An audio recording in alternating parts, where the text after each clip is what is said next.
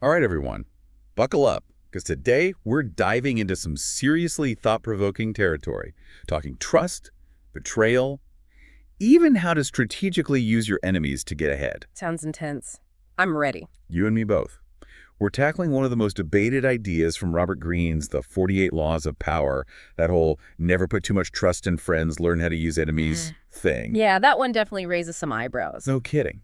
So let's unpack it. What's Greene getting at when he says friends are actually a risk to our success? That feels counterintuitive, right? Like, aren't friends supposed to be our biggest supporters? Well, Green's argument is all about proximity. He says because friends are so close, they can pose unique threats. Envy, complacency, even betrayal.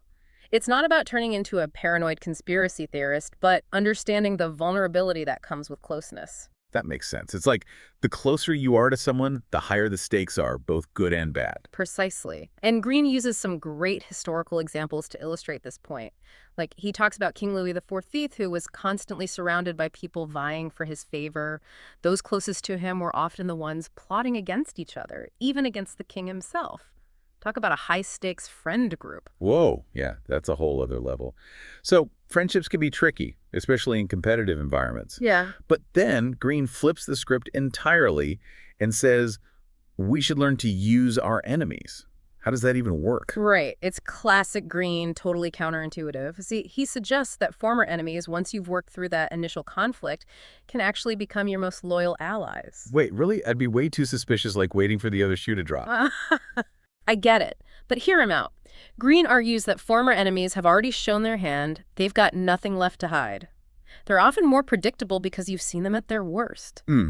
So there's less mystery, less potential for, like, unpleasant surprises. Exactly. Plus, they're often super motivated to prove their loyalty, to show they've changed. Like, think about those classic business rivalries that turn into unexpected partnerships. Are there any modern examples of that? It's hard to imagine real-world applications for this. Oh, absolutely. Think about the rivalry between Coca-Cola and Pepsi. They're fierce competitors, always trying to one-up each other, right?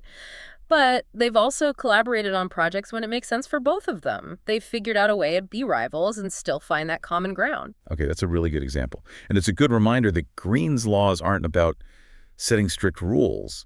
It's more about understanding these patterns in human behavior. Yeah. So it's less about always trust this type, never trust that type, and more about being aware of those power dynamics, right? Exactly. It's like you said earlier, it's not about becoming paranoid, it's about being savvy. So how can someone listening to this apply Greene's insights to their own life, to their own relationships? Where do you even begin?